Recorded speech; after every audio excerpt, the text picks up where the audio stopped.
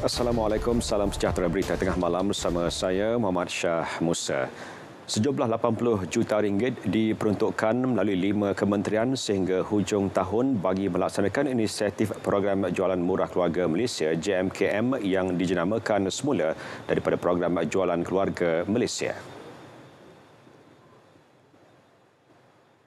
Kerajaan memperluaskan dan menjenamakan program jualan keluarga Malaysia PJKM kepada program jualan murah keluarga Malaysia ataupun JKMM, melibatkan 600 buah kawasan Dewan Undangan Negeri seluruh negara dan 13 buah kawasan parlimen di wilayah persekutuan. Sementara itu, 2 juta ringgit diperuntukkan untuk e-voucher program jualan Malaysia. Perdana Menteri berkata inisiatif bermula 30 Ogos hingga hujung tahun itu bertujuan menggalakkan penggunaan bayaran tanpa tunai. Pemberian merupakan sebahagian daripada program inisiatif pendigitalan sektor peruncitan READY yang dilaksana bagi mengurangkan jurang perkembangan ekonomi digital luar bandar, khususnya dalam sektor peruncitan. Bagi memastikan agenda digitalisasi khususnya penggunaan e-dompet dalam kalangan para pengguna dan peniaga akan diperluaskan ke kawasan luar bandar termasuklah kita di Berhad.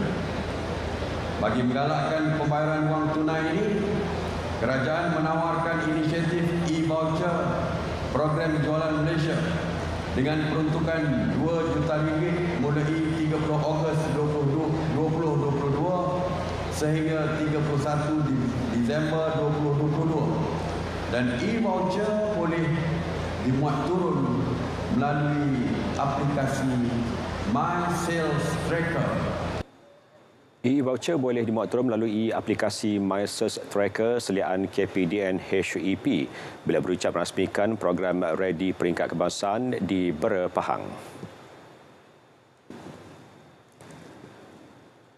5.8 bilion ringgit subsidi ditanggung kerajaan susulan pengekalan tarif elektrik bagi separuh kedua tahun ini. Pengekalan dibuat demi kepentingan keluarga Malaysia meski kos penjanaan elektrik meningkat susulan kenaikan mendadak harga bahan api global.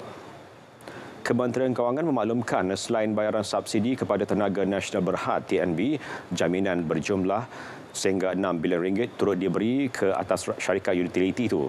Jaminan memastikan operasi TNB tidak terganggu dengan kenaikan mendadak harga bahan api untuk penjanaan elektrik selaras mekanisme peraturan berasaskan insentif. Pengekalan tarif bagi semua pengguna diputuskan Jun lalu.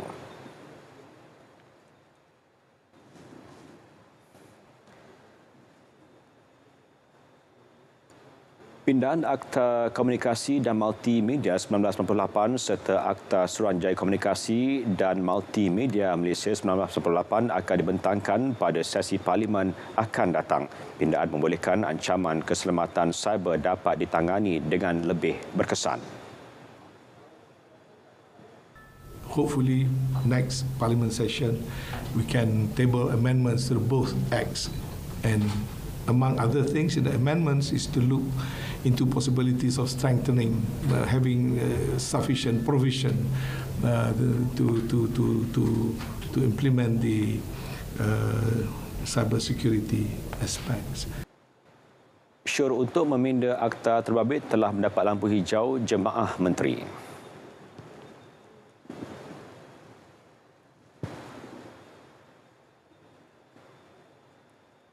Menjelang sambutan Hari Kebangsaan 2022 pada 31 Ogos ini, Menteri Komunikasi dan Multimedia KECOM Tan Sri Anwar Musa berpuas hati dengan penglibatan serta komitmen diberikan peserta sepanjang raptai berlangsung pagi tadi. Acara yang bermula pukul 7.30 pagi dan berakhir 11 pagi itu dipersembahkan hampir 16,000 peserta melibatkan pelbagai agensi.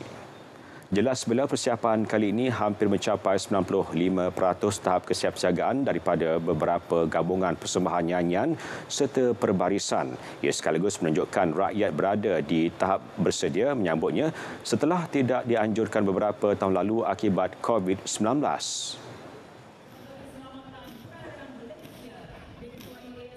Seperti mana kita tahu, pertunjukan ataupun perarakan ini memerlukan kepada certain degree of perfection sebab kena diselaraskan antara pergerakan, perbarisan, keberakan tiba ke bawah duli yang Maha Mulia Sri Paduka Baginda Tuanku yang kena disinkroniskan dengan pergerakan udara.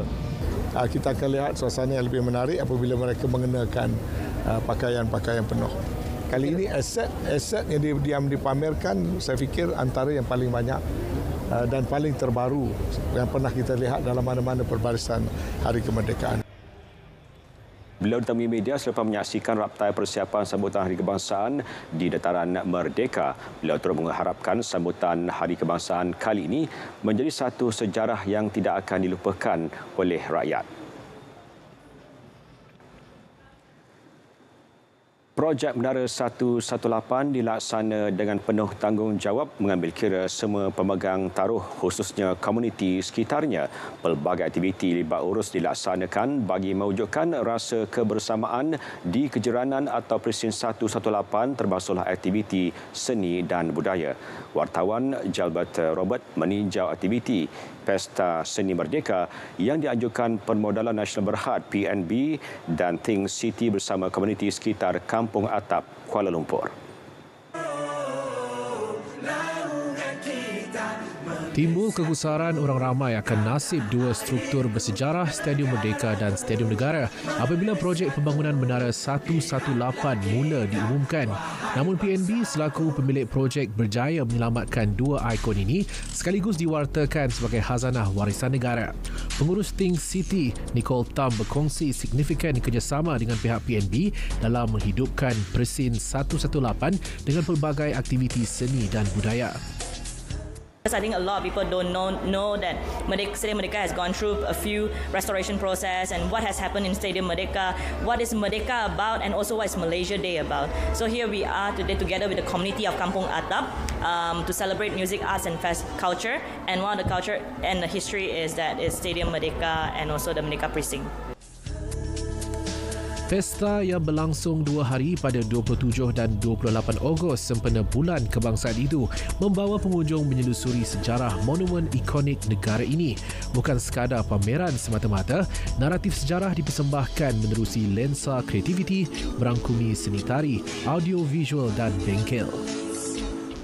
We want people to remember that not just it is not displacing the culture, it is integrating what is around it. So with Merdeka Monument 8 Tower coming into the picture, you still have the Stadium Negara and Stadium Merdeka being restored.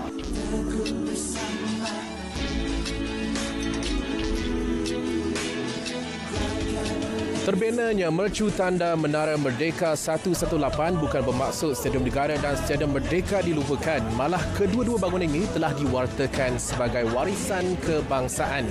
Ini membuktikan pembangunan sebegini mampu menyatukan budaya serta sejarah tanpa meminggirkan masyarakat setempat. Jalbert Robert, RTM.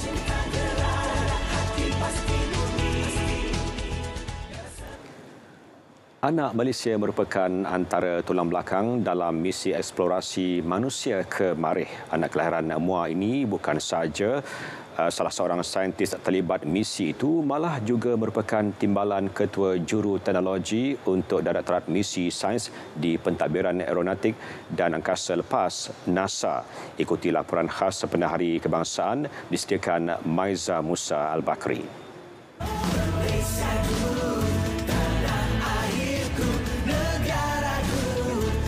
Florence Tan yang juga bekas pelajar Maktab Rendah Sains Mara MRSM Kuantan ini mengakui pencapaiannya hasil dorongan semua pihak.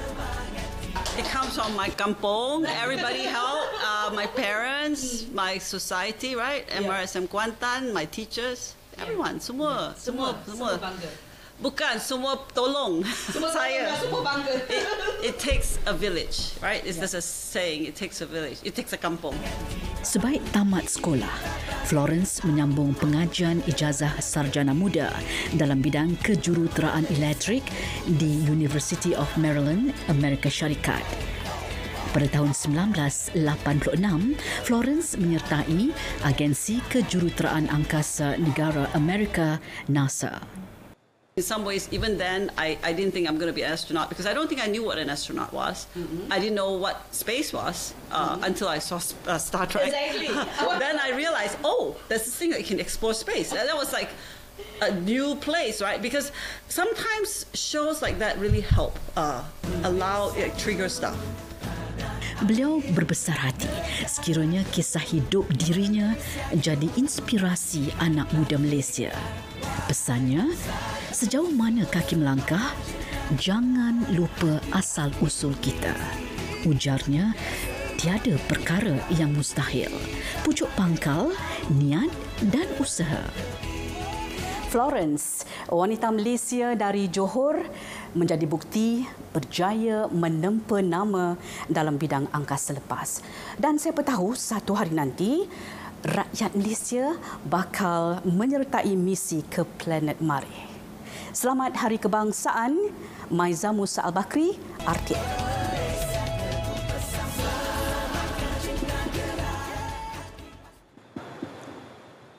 Menyedari konvoi motosikal antara aktiviti pilihan golongan muda, Yayasan Dakwah Islamiah Yadim Terengganu menganjurkan program Kembara Marang Cameron Highlands. Disertai 30 anak muda dari Marang, peserta mengambil peluang tersebut menzahirkan semangat cintakan agama dan negara menjelang Hari Kebangsaan. Menurut pengarah Yadim Terengganu, Nasrul Hadi Saidin, turut diadakan santai ilmu dan gotong royong membersih masjid di Cameron Highlands dan ziarah kebajikan. Program dengan kerjasama agensi anti dadah kebangsaan ADK negeri itu sebagai serampang dua mata untuk memupuk semangat cintakan negara sambil berdakwah dan berekreasi.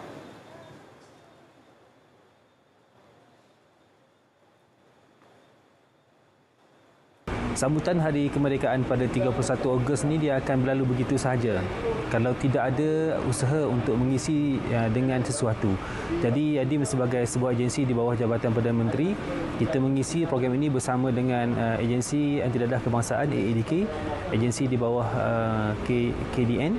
Jadi usaha sama ini membuahkan hasil yang mana program kita hari ini turut kita laksanakan dengan aktiviti kebajikan, termasuk juga program membersihkan masjid di Cameron Highland ini.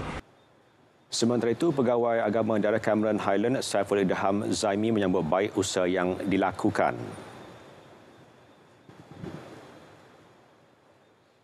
Kita perlu untuk meningkatkan lagi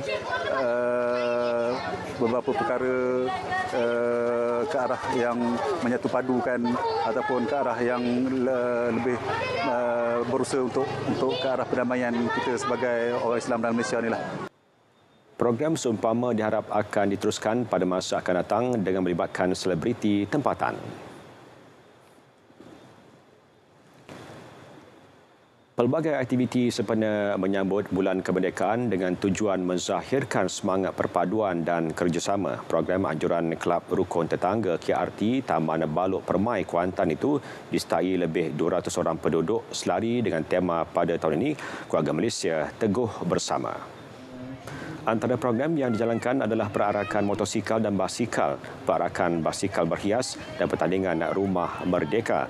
Program tersebut telah melibatkan pelbagai lapisan usia bagi menyemai semangat patriotik. Jadi secara tidak langsung kita telah memberi peluang atau memberi satu penghayatan kepada warga, khususnya warga Balok Permai, erti kemerdekaan. Dan untuk acara pada hari pagi ini, kita ada konvoi berbasikal, motosikal, acara silat dan acara menari. Sementara itu, rata-rata penduduk gembira diberi peluang menyambut Bulan Kemerdekaan bersama jiran. Bukan kata seronok, banggalah saya sebagai anak rakyat Malaysia lagi lah. Kalau setakat untuk ini, kalau kau boleh tahun depan ni kita nak markup lagi tinggi lagi, sedap lagi lah. Agak orang kata membangkit lagi keceriaan anak-anak bangsa kita akan datang ni, seolah-olah mereka ni baru dilahirkan, tak tahu apa perjuangan merdeka lagi. Bermakna kita akan datang ni nak lagi semangat lagi lah pada mereka. Ibu harap apa program ini dapat penghayatan lebih lagi pada anak-anak dalam taman ini untuk dia tahukan apa tu erti kemerdekaan. Sejujurnya untuk dia tahu apa satu kemerdekaan yang lebih yang terbaik lah. Penduduk berharap program seperti itu dapat dijadikan acara tahunan KRT.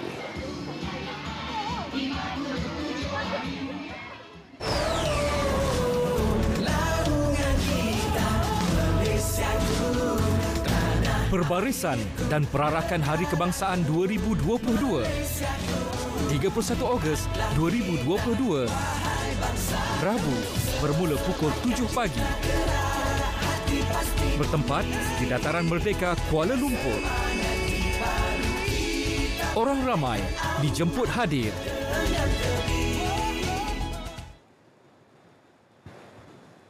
Bertemu kembali.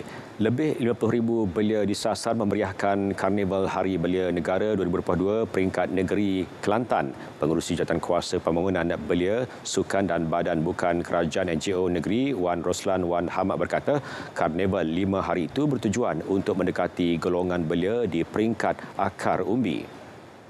Ia sekaligus menjadi simbol kebersamaan belia dan kerajaan dalam proses transformasi pembangunan belia khususnya di Kelantan. Selain itu, karnival tersebut bagi menghapuskan jurang antara pemimpin setempat dengan golongan belia yang menjadi tunjang kepada pembangunan negara dan memenuhi kehendak belia masa kini.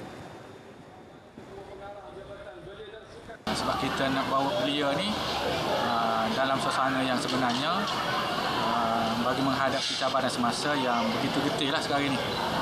Dengan perkembangan sains dan teknologi yang begitu pantas, kita nak anak-anak muda kita ni cepat lah. Lepas tu kita buat macam karnival lah. Supaya anak-anak muda ni dapat kita santuni diorang ni dalam berbagai peringkat. Beliau berkata demikian selepas merasmikan Karnival Hari Belia Negara 2022 peringkat negeri Kelantan di Kota Baru hari ini. Pelbagai acara menarik disediakan, antaranya pameran, persembahan dan jualan. Pesta Produk dan Makanan Halal Thailand atau Pesta Thai menjadi medium mengeratkan lagi hubungan sedia terjalin antara Malaysia dan Thailand. Pengerusi Jawatankuasa Perpaduan, Masyarakat, Kebudayaan, Warisan dan Pelancongan Negeri Kelantan, Meja Besara Datuk Mat Anizam Abdul Rahman berkata ia sekaligus mampu melonjak jumlah pelancong domestik. Kebersamaan ini memberi peluang kepada kita mengeratkan lagi silaturahim antara negeri Kelantan, Thailand khususnya, setiap tahun kita adakan. Dan kemungkinan pada masa datang, kita juga Kelantan boleh mengadakan festival masakan Kelantan dan kebudayaan Kelantan ke Thailand pula. Biasanya kita buat akan mendapat sambutan ramai di Kelantan ini khususnya. Kita mengharapkan akan ramai lagi pelancong-pelancong daripada Thailand datang ke Malaysia, datang ke Kelantan dan begitu juga orang Kelantan ke Thailand. Beliau berkata demikian di Kota Baru selepas merasmikan Pesta Thai 2022. I think in the future, what we are, both government, Thailand and Malaysia, trying to do is to increase the connectivity, especially along the border. We hope to have more infrastructure that linking both sides of the border together, and then we can facilitate the travels, also the transfer of goods and people on both sides. Pesta Thai 2022 yang berlangsung selama 2 hari di pekarangan pejabat kedutaan Thailand di Kota Baru ini menyaksikan lebih 30 makanan tradisional negara itu dan persembahan seni kebudayaan.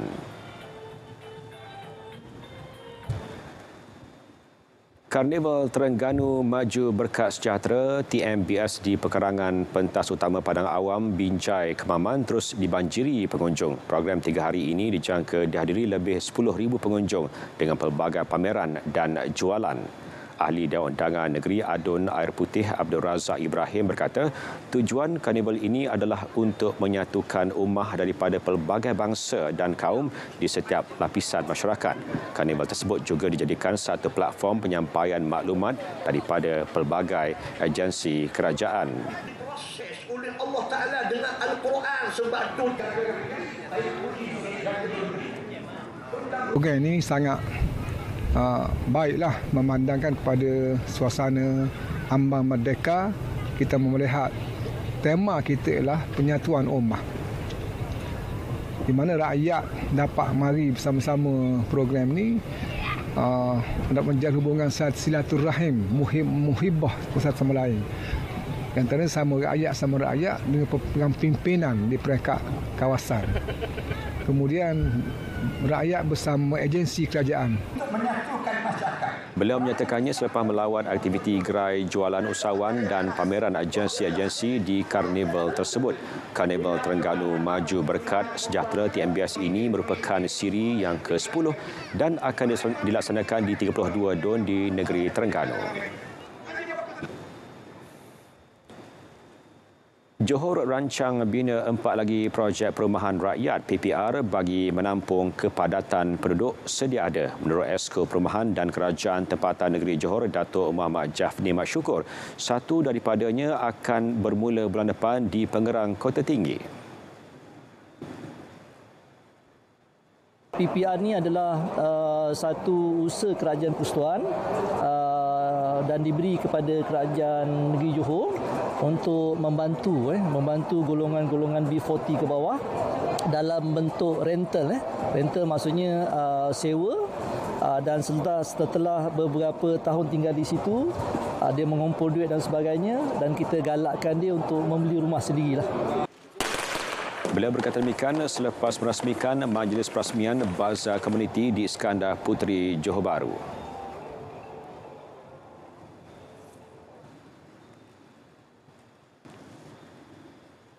Hampir 400 klien hadir memeriahkan program aspirasi kepulihan Family Fund Day anjuran Agensi Antidadah Kebangsaan AADK Negeri Perlis. Program dilaksanakan bagi mengintegrasikan kumpulan sasaran dalam aktiviti komuniti agar mereka berfungsi dalam kelompok masyarakat sihat. Pengarah Bahagian Rawatan, Perubatan dan Pemulihan AADK Siti Mariam Mursidan berkata, program berkenaan mampu membina jati diri klien untuk membuat perubahan tingkah laku dalam pengekalan kepulihan melalui institusi kekeluargaan berdasarkan pendekatan model iPulih AADK. Usaha itu berupaya membentuk dan mengeratkan hubungan kekeluargaan ke arah membina jati diri klien seterusnya kekal pulih. Menerusi program seumpama juga dapat memupuk kesedaran dan pengetahuan berkenaan kesan dadah terhadap kesihatan, memperoleh pengetahuan kemahiran serta panduan cara gaya keibubapaan, pengurusan kewangan dan pengurusan tekanan. Siti Mariam berkata demikian ketika merasmikan program aspirasi kepulihan Family Fund Day di Taman Rekreasi Tasik Melati. Pelbagai aktiviti diadakan meliputi komponen model iPulih AADK. Pelaksanaan sistem penarafan pensijilan oleh Kementerian Pelancongan, Seni dan Budaya Malaysia MOTEC terhadap premis penginapan perhotelan membantu meningkatkan industri pelancongan dalam sektor perhotelan khususnya di Labuan. Pegawai MOTEC Labuan, Gideon Dayos berkata, pengusaha hotel perlu memohon untuk berdaftar di bawah premis penginapan pelancongan sebelum penilaian dibuat. Setelah mendapat CJ rating, tempoh 3 tahun, pihak hotel akan berusaha untuk menaik taraf lagi dan juga untuk maintain. Dan selepas itu nanti mereka akan mohon semula untuk di-renewal setiap 3 tahun. Kerana rating ini dia 3 tahun. Dan untuk makluman di Labuan ini kita memang membantu kebanyakan hotel supaya di-rating. Sebab kita mahu bila ada rating, pelonjakan pelancongan itu akan terjadi di Labuan.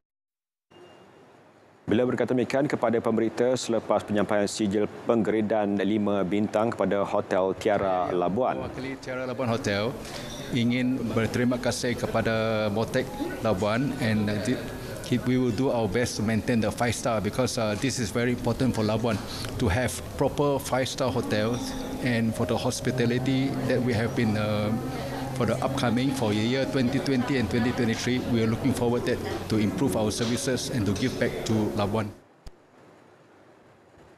Penarafan itu menjadikan Labuan mempunyai 2 hotel penginapan bertaraf 5 bintang pada masa ini.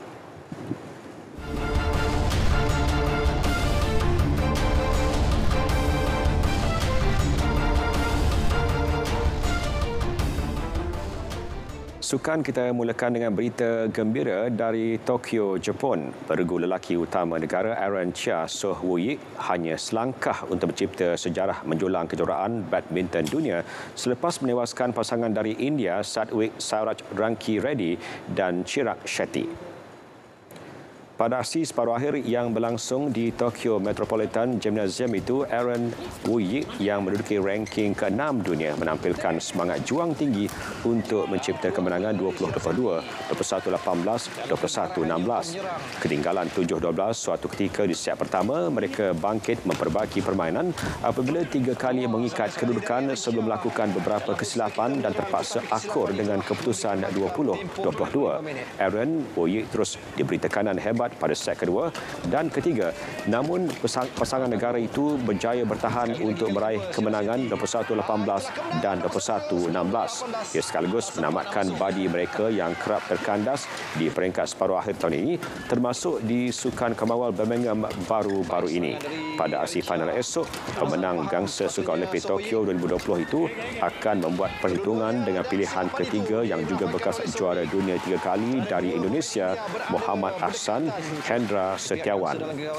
Jika menang pertemuan tersebut, Aaron dan Wu-Yik bakal mencipta sejarah muncul pemain Malaysia pertama yang merangkul gelaran juara dunia.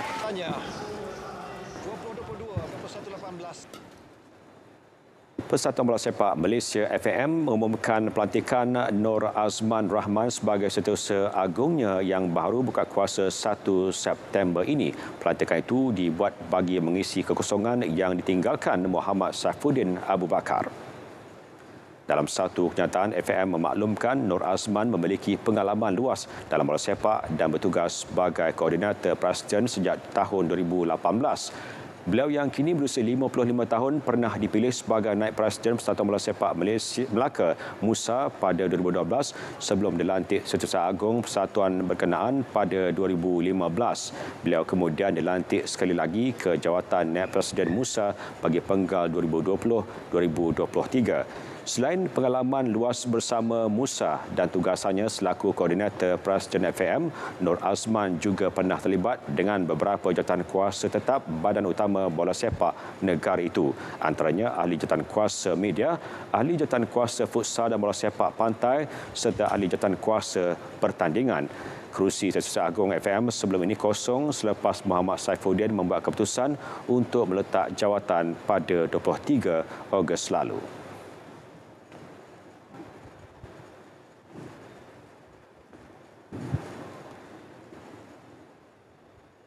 Baik, saudara, berita tengah malam berakhir di sini. Dapatkan perkembangan saya sepanjang masa melalui portal Berita RTM di berita.rtm.gov.my. Semarakkan sambutan bulan kebangsaan dan kibarkan jalur gemilang. Assalamualaikum dan salam keluarga Malaysia.